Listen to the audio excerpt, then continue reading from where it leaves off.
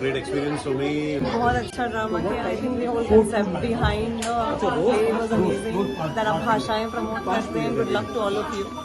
मुझे प्रेमचंद की कथा बहुत अच्छी लगी है. वो शब्द बहुत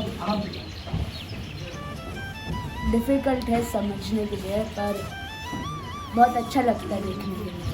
मेरा नाम चारू है एंड आज मैं पहली बार प्रेमचंद का कोई प्ले मैं देखने आई हूँ.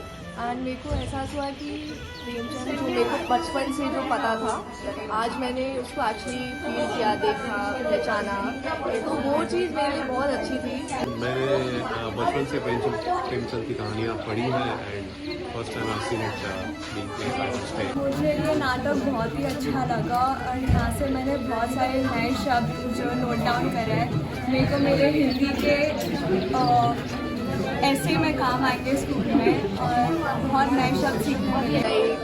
इवन तो जो भी कैरेक्टर्स लोगों ने प्ले किया एंड जो भी ड्रामा प्ले किया, वो जो छोटे छोटे प्रेमचंद की जो उस टाइम की क्या बोलते हैं थॉट्स था, फीलिंग था,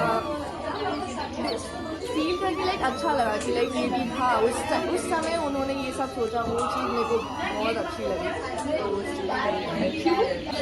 And I'm here with my daughter whose class has come to see him. They're studying Premchand. And for me, I wasn't very sure whether I need to come. My plan was to just drop my daughter and go. But I'm so glad I stayed behind and I've seen it. I think it's fantastic.